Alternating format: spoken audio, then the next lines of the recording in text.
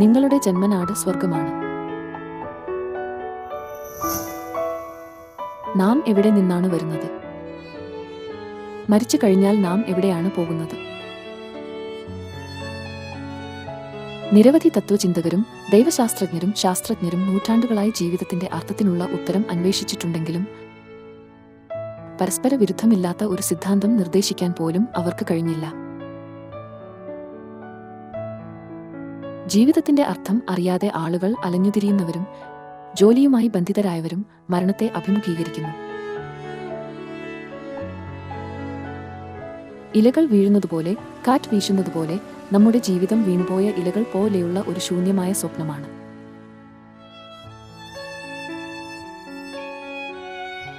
എന്നിരുന്നാലും നമ്മുടെ ജീവിതത്തിൽ പ്രധാനപ്പെട്ട ഒരു കാര്യം മറഞ്ഞിരിക്കുന്നു. മരണം എന്നാൽ തിരികെ മടങ്ങുക എന്നാണ് ബൈബിൾ പഠിപ്പിക്കുന്നത്. മടങ്ങുക എന്നാൽ നിങ്ങൾ വന്ന സ്ഥലത്തേക്ക് മടങ്ങിപ്പോകുക എന്നാണ് അർത്ഥമാക്കുന്നത്.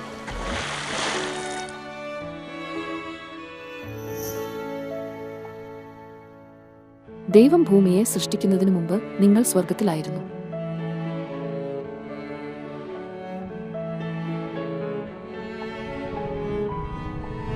ഇയ്യോബേ, ഞാൻ ഭൂമിയെ സൃഷ്ടിച്ചപ്പോൾ നീ എവിടെയായിരുന്നു? നീ സ്വർഗത്തിലായിരുന്നു, വർഷങ്ങളോളം അവിടെ ജീവിക്കുകയും ചെയ്തു. ഇയ്യോബ് ഭൂമിയിൽ ജനിക്കുന്നതിനു മുമ്പ് അവൻ സ്വർഗത്തിലായിരുന്നുവെന്ന് ദൈവം അവനെ പഠിപ്പിച്ചു.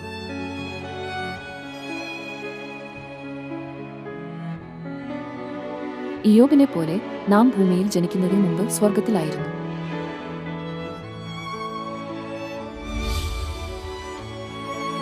നാം ഭൂമിയിലായിരിക്കുമ്പോൾ നമ്മുടെ ആത്മാവ് കുറച്ചുകാലം വസിക്കുന്ന ഒരു കൂടാരമാണ് നമ്മുടെ ശരീരം.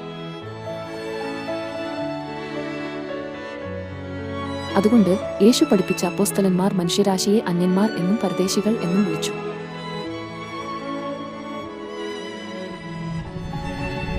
നമ്മുടെ ജന്മനാട് സ്വർഗമാണെന്ന് അവർക്കറിയാമായിരുന്നു.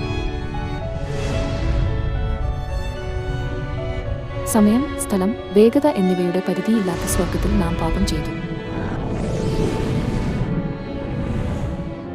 സ്വർഗത്തെക്കുറിച്ചുള്ള ഓർമ്മകൾ നഷ്ടപ്പെട്ടുകൊണ്ട് മനുഷ്യരാശി ഭൂമിയിലേക്ക് തള്ളപ്പെട്ടു.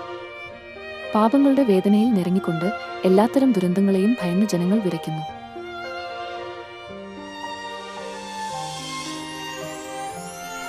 നമ്മുടെ മനോഹരവും മഹത്തരവുമായ ഭവനം നിങ്ങൾക്ക് കാണാൻ വാഞ്ചയില്ലേ? നമ്മുടെ തേജസ്സുള്ള സ്വർഗീയ ഭവനത്തിലേക്ക് മടങ്ങുവാൻ ഒരു മാർഗവുമില്ലേ?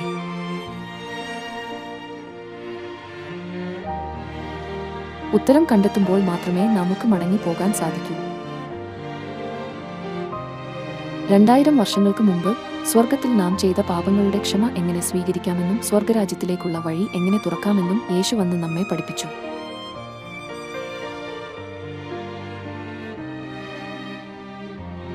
ഈ യുഗത്തിൽ ആത്മാവും മണവാട്ടിയും നഷ്ടപ്പെട്ടുപോയ പെസഹയെ പുനഃസ്ഥാപിക്കുകയും നമ്മുടെ നിത്യഭവനമായ സ്വർഗത്തിലേക്ക് നമ്മെ നയിക്കുകയും ചെയ്തു.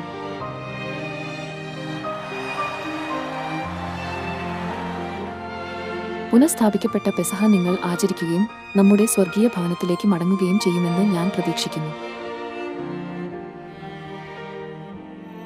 നമ്മുടെ നിത്യഭവനമായ സ്വർഗത്തിലേക്ക് ഞങ്ങൾ നിങ്ങളെ ക്ഷണിക്കുന്നു.